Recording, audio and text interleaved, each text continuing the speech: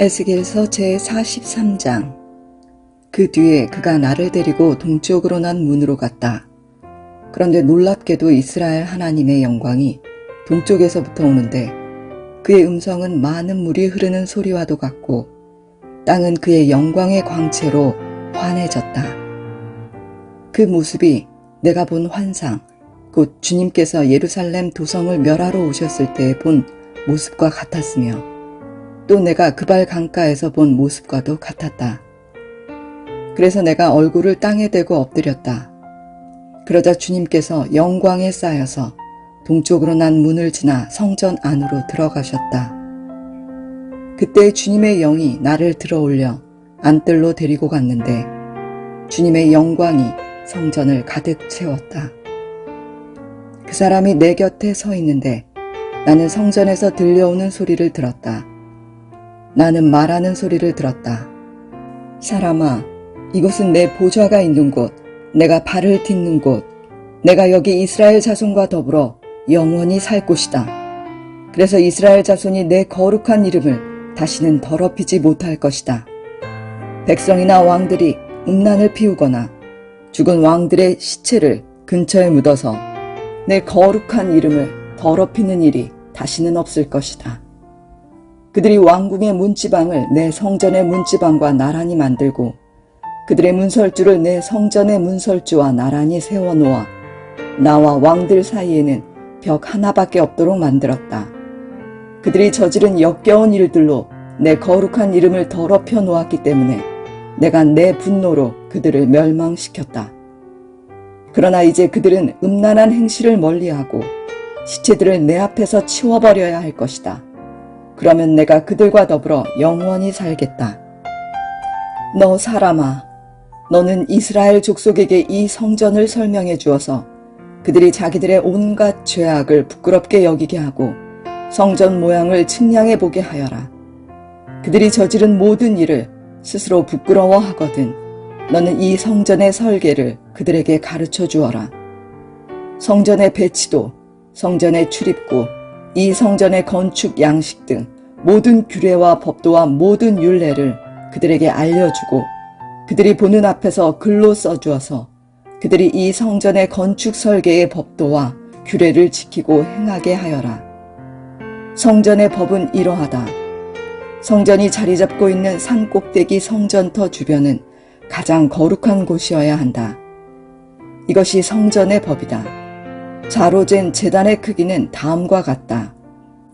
한 자는 팔꿈치에서부터 손가락 끝에다 손바닥 너비만큼 더한 것이다. 제단 밑받침의 높이는 한 자이고 그 사방 가장자리의 너비도 한 자이다. 그 가에는 빙 돌아가며 높이가 한 뼘 되는 턱이 있는데 이것이 제단의 밑받침이다. 이 땅바닥에 있는 밑받침의 표면에서 아래층의 높이는 두 자요, 너비는 한 자이다.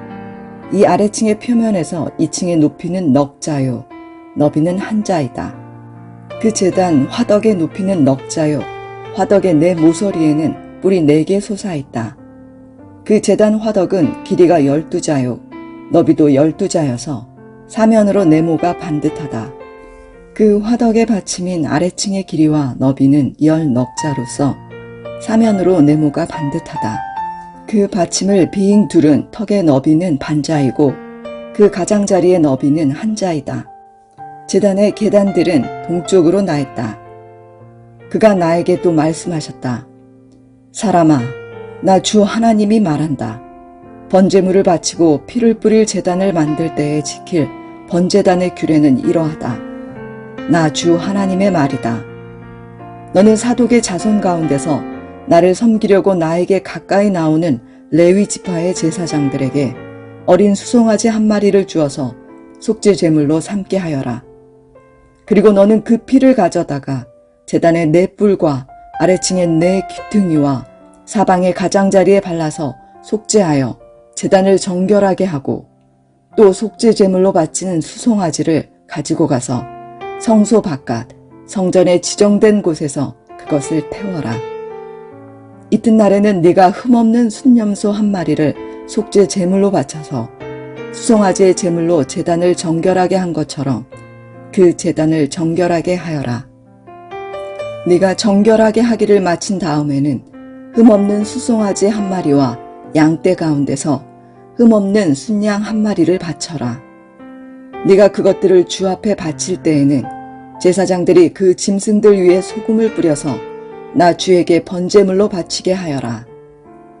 너는 이레 동안 매일 염소 한 마리를 속죄 제물로 마련하여 놓고 어린 수송아지 한 마리와 양떼 가운데서 순양 한 마리를 흠없는 것으로 마련하여 놓고 이레 동안 제단에 부정을 벗기는 속죄제를 드려서 제단을 정결하게 하며 봉헌하도록 하여라.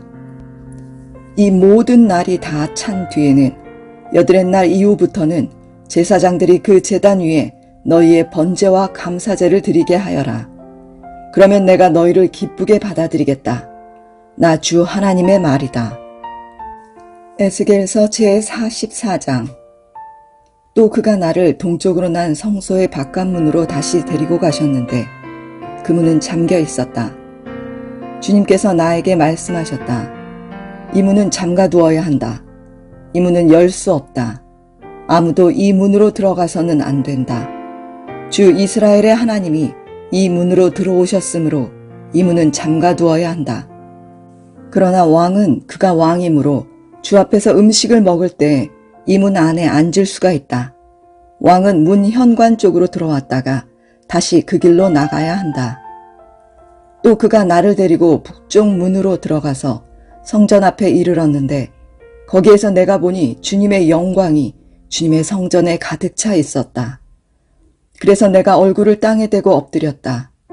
주님께서 나에게 말씀하셨다.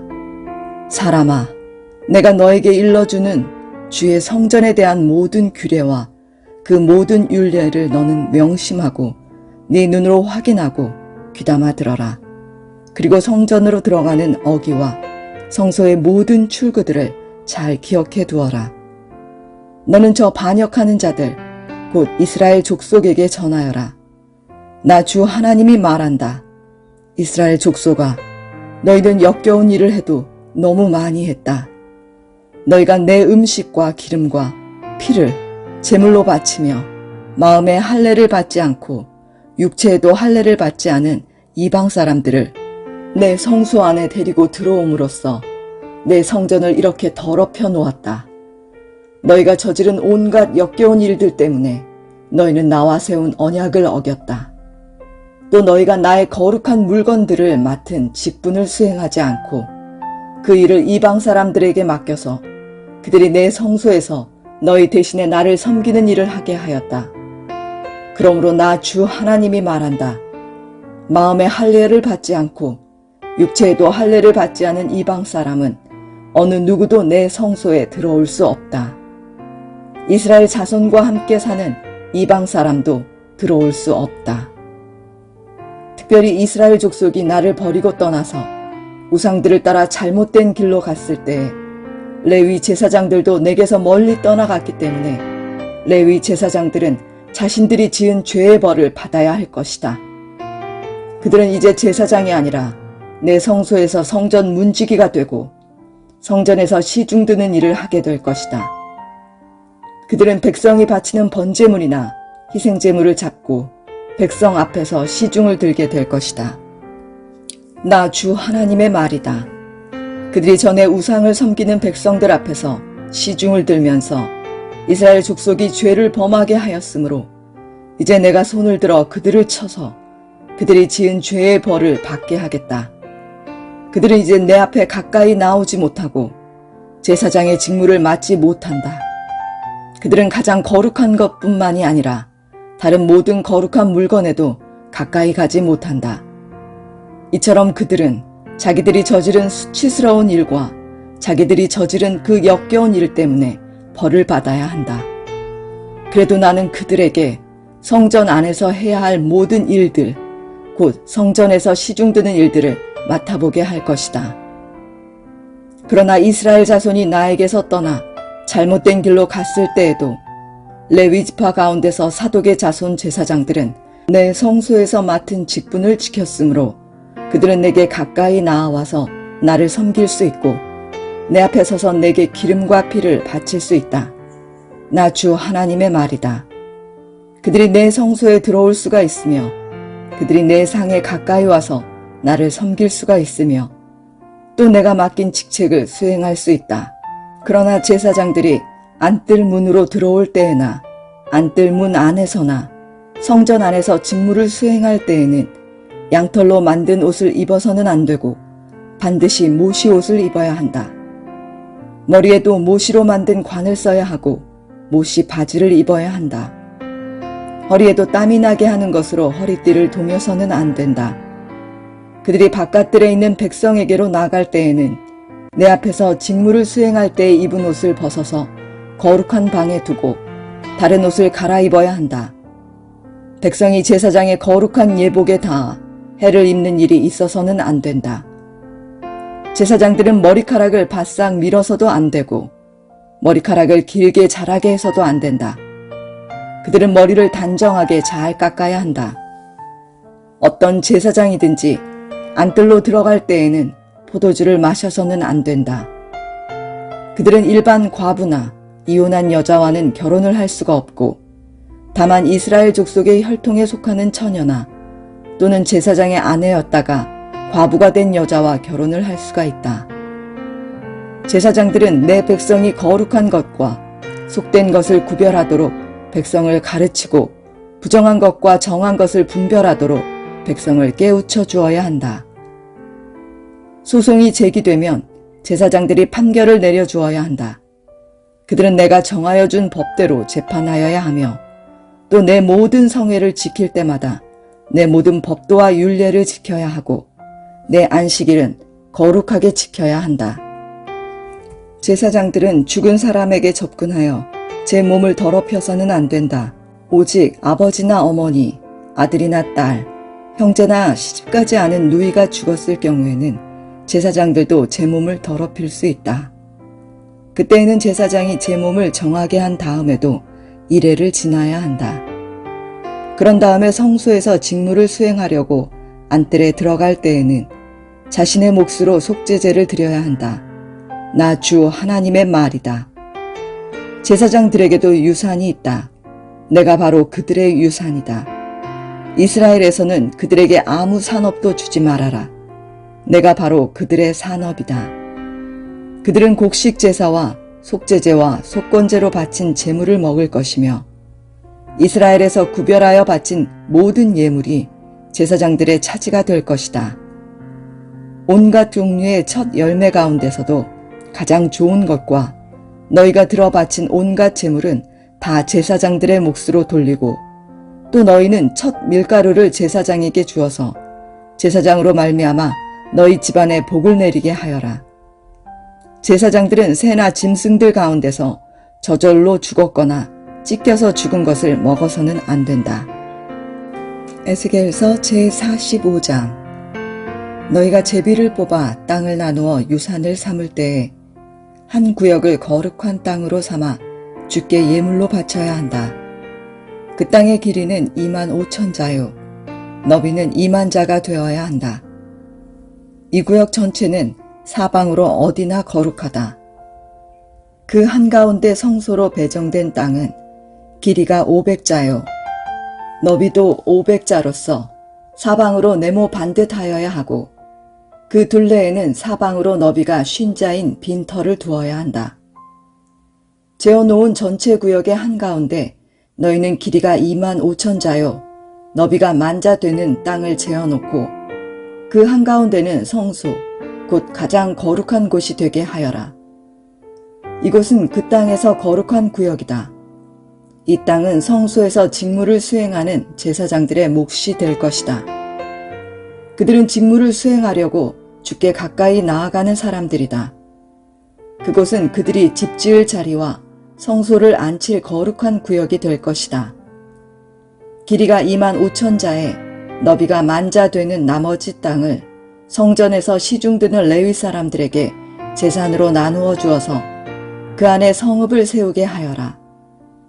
너희는 거룩하게 구별하여 예물로 바친 구역 옆에 너비가 5,000자요 길이가 25,000자인 땅을 그 성읍의 재산으로 지정하여라. 그 땅은 이스라엘 사람 전체의 몫이 될 것이다. 거룩하게 구별하여 예물로 바친 땅과 그 성읍의 소유지의 양쪽으로 펼쳐진 구역은 왕의 몫이다. 이 구역은 서쪽으로 서쪽의 해안선까지이고 동쪽으로 동쪽의 국경선에 이르기까지이다. 그 길이는 서쪽의 경계선에서 동쪽의 경계선에 이르기까지 들의 구역과 같아야 한다. 이 땅이 이스라엘에서 왕이 차지할 땅이 될 것이다. 그러면 내가 세운 왕들이 더 이상 땅 때문에 내 백성을 탄압하지 않을 것이며 이스라엘 족속에게도 그들의 각 지파에 따라서 땅을 차지하게 할 것이다. 나 주 하나님이 말한다. 너희 이스라엘의 통치자들아, 이제는 그만하여라. 폭행과 탄압을 그치고 공평과 공의를 실행하여라. 내 백성 착취하는 일을 멈추어라. 나 주 하나님의 말이다. 너희는 정확한 저울과 정확한 에바와 정확한 밭을 써라. 에바와 밭은 용량이 같아야 한다. 한 밭은 호멜의 10분의 1을 담고 한 에바도 호멜의 10분의 1을 담도록 하여야 한다. 호멜을 표준으로 삼고 에바와 밭을 사용해야 한다. 너희는 한 세겔이 20게라가 되게 하고 20세겔짜리와 25세겔짜리와 15세겔짜리를 합하여 한 마네가 되게 해야 한다. 너희가 마땅히 거룩하게 구별하여 바칠 제물들은 다음과 같다. 밀은 한 호멜 수확에 6분의 1 에바를 바치고 보리도 한 호멜 수확에 6분의 1 에바를 바쳐야 한다. 기름에 대한 규례를 말하면 기름은 한 고루 수확에 10분의 1 밭을 바쳐야 한다.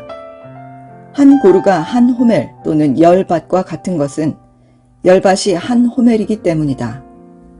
이스라엘의 물이 넉넉한 초장에서 양떼의 수가 200마리가 될 때마다 백성은 어린 양을 한 마리씩 바쳐서 그들을 속죄하는 곡식 제물과 번제물과 화목 제물로 삼도록 하여야 한다. 나 주 하나님의 말이다. 거룩하게 구별하여 바치는 이 제물은 이스라엘의 백성 전체가 이스라엘 왕에게 넘겨주어야 한다. 왕은 절기와 월삭과 안식일과 이스라엘 족속의 모든 성회 때마다 번제물과 곡식제물과 부어드리는 제물을 공급할 책임을 진다. 그는 속죄 제물과 곡식제물과 번제물과 화목제물을 공급하여 이스라엘 족속이 속죄를 받도록 해야 한다. 나 주 하나님이 말한다. 너는 첫째 달 초하루에는 언제나 소떼 가운데서 흠없는 수송아지 한 마리를 골라다가 성소를 정결하게 하여라. 제사장은 그 속죄 제물의 피를 받아다가 성전의 문설주들과 제단 아래층의 내 모서리와 안뜰문의 문설주에 발라라. 너는 그달 초 1의 날에도 고의가 아닌 사람이나 알지 못해서 범죄한 사람을 속죄할 때에 그와 같이 하여라. 이렇게 성전을 속죄하여라. 첫째 달 열 나흘 날에는 너희가 유월절을 지켜라. 이 절기에는 이래 동안 누룩을 넣지 않은 빵을 먹어야 한다.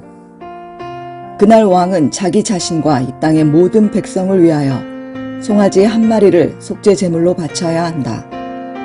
그는 이 절기를 지내는 이래 동안 주님께 바칠 번제물을 마련해야 하는데 이래 동안 날마다 흠없는 수송아지 7마리와 순양 7마리를 번제물로 바치고 순염소 1마리를 날마다 속죄 제물로 바쳐야 한다. 곡식 제물을 함께 갖추어서 바쳐야 하는데 수송아지 1마리에는 밀가루 1에바이고 순양 1마리에도 밀가루 1에바이고 또 밀가루 1에바마다 기름 1흰씩을 바쳐야 한다. 그는 7째 달 보름에 시작되는 초막절에도 이래 동안 똑같이 하여 속죄 제물과 번제물과 곡식 제물과 기름을 바쳐야 한다. 에스겔서 제46장. 나 주 하나님이 말한다. 안뜰의 동쪽 중문은 일하는 엿새 동안 잠가 두었다가 안식일에 열고 또 매달 초하루에도 열어야 한다. 왕은 바깥마당에서 이 문의 현관으로 들어와서 문설주 곁에 서 있어야 한다. 제사장들이 그의 번제물과 화목제물을 바치는 동안에는 그가 그 대문의 문지방 앞에서 엎드려 경배하고 바깥으로 나가야 한다. 그 문은 저녁 때까지 닫지 말아야 한다. 이 땅의 백성도 안식일과 매월 초 하루에는 이 문 어귀에서 주 앞에 엎드려 경배해야 한다. 왕이 안식일에 주께 바쳐야 할 번제물은 흠없는 어린 양 6마리와 흠없는 순양 1마리이다. 곡식제물은 순양 1마리에는 밀가루 1에바를 곁들여 바치고 어린 순양에는 밀가루를 원하는 만큼 곁들여 바쳐야 하고 밀가루 1에바에는 기름 1흰을 곁들여 바쳐야 한다. 매달 초하루에는 흠없는 수송아지 1마리와 어린 양 6마리와 순양 1마리를 흠없는 것으로 바쳐야 한다. 또 곡식제물로는 수송아지 1마리에는 밀가루 1에바를, 순양 1마리에도 밀가루 1에바를, 어린 양에는 그가 원하는 만큼 곁들여 바칠 것이며 밀가루 1에바에는 기름 1흰을 곁들여 바쳐야 한다. 왕이 성전에 들어올 때에는 중문의 현관으로 들어왔다가 나갈 때에도 그 길로 나가야 한다. 그러나 이 땅의 백성이 성회 때에 주 앞에 나아올 경우에는 북쪽 문으로 들어와서 경배한 사람은 남쪽 문으로 나가고 남쪽 문으로 들어온 사람은 북쪽 문으로 나가야 한다. 누구든지 들어온 문으로 되돌아 나가서는 안 되며 반드시 똑바로 앞쪽으로 나가야 한다. 백성이 들어올 때에 왕도 그들과 함께 들어왔다가 그들이 나갈 때에 왕도 나가야 한다. 모든 절기와 성회 때에 바칠 곡식제물은 수송아지 1마리에는 밀가루 1에바를 곁들이고 순양 1마리에도 밀가루 1에바를 곁들이고 어린 순양에는 원하는 만큼 곁들여 바치고 밀가루 1에바에는 기름 1흰을 곁들여 바쳐야 한다. 왕이 스스로 하고 싶어서 번제물이나 화목제물을 주에게 바치려고 하면 그에게 동쪽으로 난 대문을 열어주어야 한다. 그는 안식일에 자신의 번제물이나 화목제물을 바친 것과 같이 하고 밖으로 나간 다음에는 그 문을 닫아야 한다. 또 너는 매일 주에게 1년 된 흠 없는 어린 양 하나를 번제물로 바쳐야 한다. 너는 아침마다 그것을 바쳐야 한다. 아침마다 바치는 번제물에는 밀가루 6분의 1 에바와 그것을 반죽할 기름 3분의 1 흰을 곁들여 바쳐야 한다. 이것이 주에게 바치는 곡식 제물로서 영원히 지킬 규례이다. 이렇게 제사장들은 아침마다 어린 양과 곡식 제물과 기름을 준비하여 정규적으로 드리는 번제물로 바쳐야 한다. 나 주 하나님이 말한다. 만일 왕이 자신의 아들 가운데서 어떤 아들에게 유산을 떼어서 선물로 주면 그것은 아들의 재산이 된다. 이런 것은 유산으로서 아들의 재산이 된다. 그러나 만일 왕이 어떤 신하에게 유산을 떼어서 선물로 주면 그것은 희년까지만 그 신하의 소유가 되고 희년이 지나면 왕에게로 되돌아간다. 왕의 유산은 그의 아들들의 것으로서 오직 그들의 차지가 되어야 한다. 왕은 백성의 유산을 빼앗고 그들을 폭력으로 내쫓아서 그들의 유산을 차지해서는 안 된다. 왕은 자신의 재산만을 떼어서 자식들에게 유산으로 나누어 주어야 한다. 그래서 내 백성 가운데서는 아무도 자신의 재산을 잃고 멀리 흩어져 다니는 일이 없게 하여라. 그런 다음에 그가 나를 데리고 중문 곁에 있는 통로로 북쪽에 있는 제사장들의 거룩한 방에 이르렀는데 거기에서 보니 그 거룩한 방들의 뒤편 서쪽에 빈터가 하나 있었다. 그가 나에게 일러주었다. 여기가 제사장들이 속건제물과 속죄제물을 삶으며 곡식제물을 굽는 장소다. 그들이 그 제물을 바깥들로 들고 나갔다가 그 거룩한 제물에 백성이 해를 입게 하는 일이 없게 하려고 한 것이다. 또 그가 나를 바깥들로 데리고 나가서 그들의 네 구석으로 나를 데리고 다녔는데 보니 구석마다 뜰이 하나씩 있었다. 그 뜰의 네 구석에는 담으로 둘린 작은 뜰들이 있었고 그 길이는 40자요 너비는 30자였다. 이렇게 네 뜰의 크기가 같았다. 그 작은 네 뜰에는 돌담이 둘러쳐 있었고 그 돌담 밑으로 돌아가며 고기를 삶는 솥이 걸려 있었다. 그가 내게 일러주었다. 이곳은 성전에서 시중드는 사람들이 백성의 희생제물을 삼는 부엌이다. 에스겔서 제47장.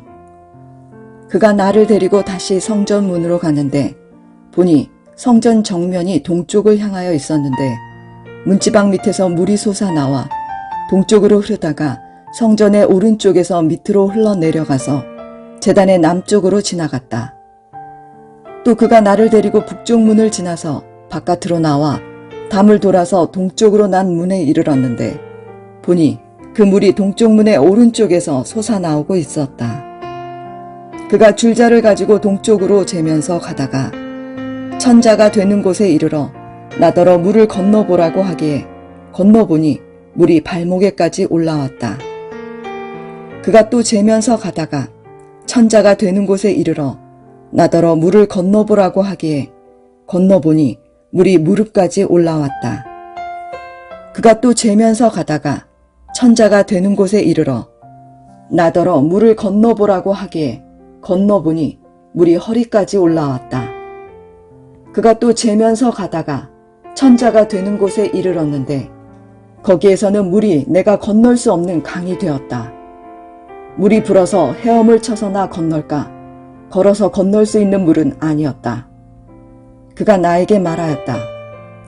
사람아, 네가 이것을 자세히 보았느냐? 그런 다음에 그가 나를 강가로 다시 올라오게 하였다. 내가 돌아올 때에는 보니 이미 강의 양쪽 언덕에 많은 나무가 있었다. 그가 나에게 일러주었다.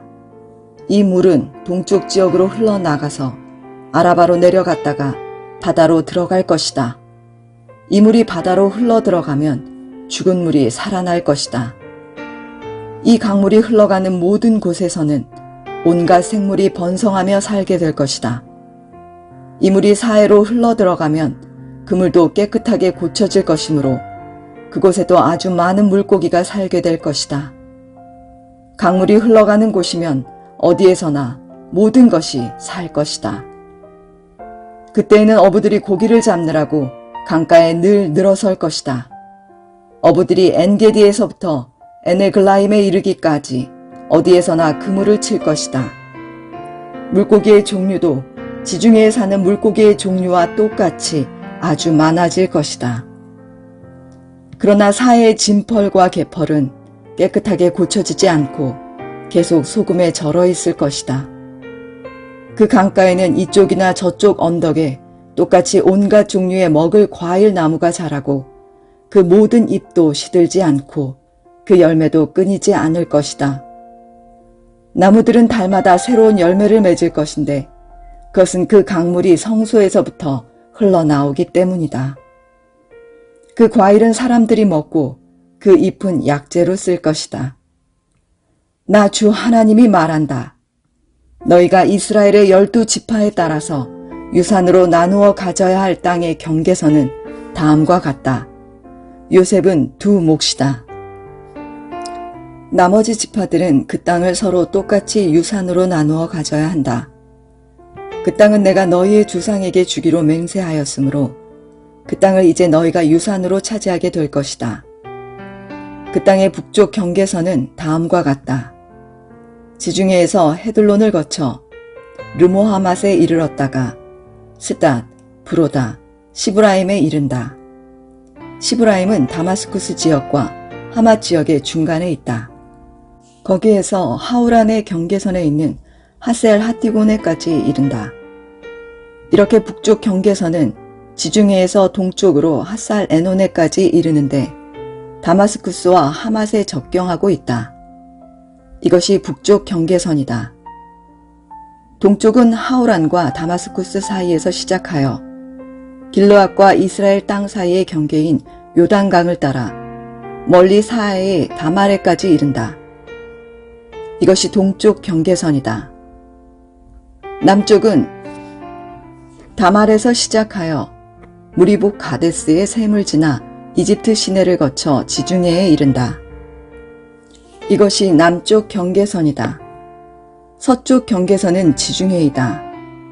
이 바다가 경계가 되어 르보하맛으로 건너편에까지 이른다. 이것이 서쪽의 경계선이다. 이 땅을 너희가 이스라엘의 모든 지파별로 나누어 가져라. 너희는 말할 것도 없고 너희 가운데 거류하는 외국 사람들, 곧 너희들 가운데서 자녀를 낳으면서 몸붙여 사는 거류민들도 함께 그 땅을 유산으로 차지하게 하여라. 너희는 거류민들을 본토에서 태어난 이스라엘 족속과 똑같이 여겨라. 그들도 이스라엘 지파들 가운데 끼어서 제비를 뽑아 유산을 받아야 한다. 거류민에게는 그들이 함께 살고 있는 그 지파에서 땅을 유산으로 떼어 주어야 한다. 나 주 하나님의 말이다. 에스겔서 제48장. 지파들의 이름은 다음과 같다. 가장 북쪽에서부터 시작하여 헤들론 길을 따라 르보하맛을 지나서 다마스쿠스와 하맛에 접경한 경계선을 타고 하살 에노네까지, 곧 북쪽으로 하맛 경계선에 이르는 땅의 동쪽에서 서쪽까지의 땅은 단 지파의 몫이다. 단 지파의 경계선 다음으로 동쪽에서 서쪽까지는 아셀 지파의 몫이다. 아셀 지파의 경계선 다음으로 동쪽에서 서쪽까지는 납달리 지파의 몫이다. 납달리 지파의 경계선 다음으로 동쪽에서 서쪽까지는 므낫세 지파의 몫이다. 므낫세 지파의 경계선 다음으로 동쪽에서 서쪽까지는 에브라임 지파의 몫이다. 에브라임 지파의 경계선 다음으로 동쪽에서 서쪽까지는 르우벤 지파의 몫이다. 르우벤 지파의 경계선 다음으로 동쪽에서 서쪽까지는 유다 지파의 몫이다. 유다 지파의 경계선 다음으로 동쪽에서 서쪽까지는 너희가 거룩하게 바쳐야 할 땅이다. 그 너비는 25,000자이고 그 길이는 다른 지파들의 목과 같이 동쪽에서 서쪽까지이고 그 한가운데 성소를 세워야 한다. 너희가 주께 거룩하게 바쳐야 할 땅은 길이가 25,000자요 너비가 10,000자이다. 거룩하게 바친 이 땅은 제사장들에게 주어야 한다. 그들에게 줄 땅은 북쪽으로 길이가 25,000자, 서쪽으로 너비가 10,000자, 동쪽으로 너비가 10,000자, 남쪽으로 길이가 25,000자이다. 그 한가운데 주의 성소가 있어야 한다. 이 땅은 거룩히 구별된 제사장들, 곧 사독의 자손에게 주어야 한다. 그들은 이스라엘 자손이 잘못된 길로 갔을 때에 레위 지파의 자손이 잘못된 길로 간 것처럼 하지 않고 내가 맡겨준 직책을 지킨 사람들이다.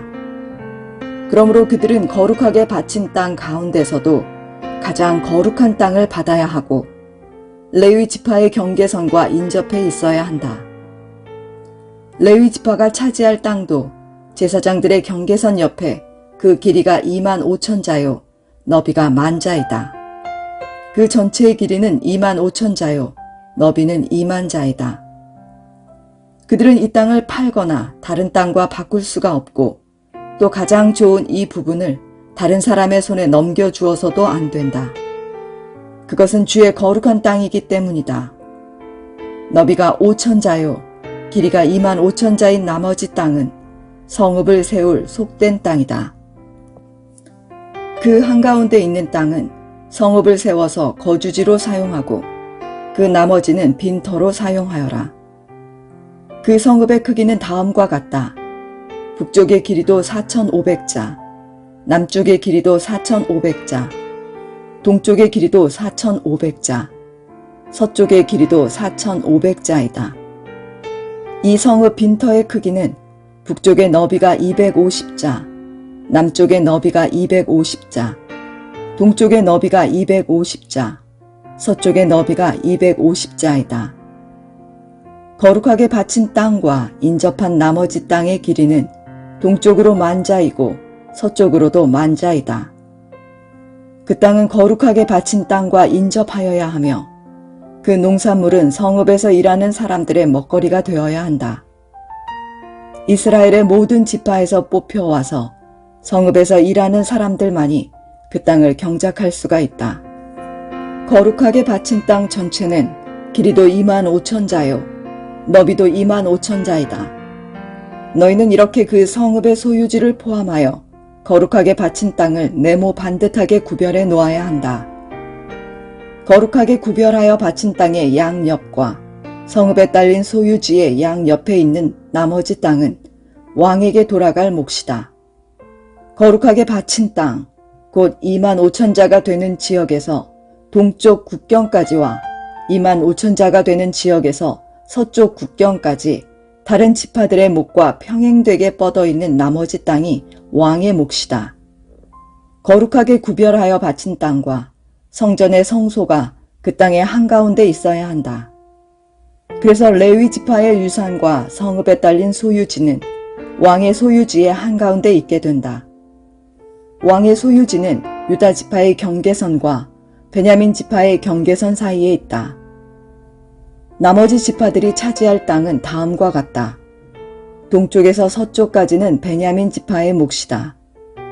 베냐민 지파의 경계선 다음으로 동쪽에서 서쪽까지는 시므온 지파의 몫이다. 시므온 지파의 경계선 다음으로 동쪽에서 서쪽까지는 이사갈 지파의 몫이다. 이사갈 지파의 경계선 다음으로 동쪽에서 서쪽까지는 스불론 지파의 몫이다. 스불론 지파의 경계선 다음으로 동쪽에서 서쪽까지는 갓 지파의 몫이다. 갓 지파의 경계선은 남쪽의 국경선이 다말에서부터 시작하여 무리바 가데스셈에 이르고 거기서 이집트 시내를 따라 지중해에 이른다. 이것이 너희가 제비를 뽑아 유산으로 이스라엘의 지파들에게 나누어 주어야 할 땅이다. 이 땅들이 바로 그 지파들의 몫이다. 나 주 하나님의 말이다. 그 성읍의 문들은 다음과 같다.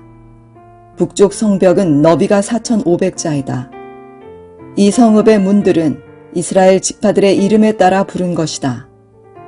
북쪽에 문이 셋 있는데 하나는 르우벤 문, 하나는 유다 문, 하나는 레위 문이다. 동쪽 성벽도 너비가 4,500자이고 문이 셋 있는데 하나는 요셉 문이고 하나는 베냐민 문이고 하나는 단 문이다. 남쪽 성벽도 너비가 4,500자이고 문이 셋 있는데 하나는 시므온 문이고 하나는 이사갈 문이고 하나는 스불론 문이다.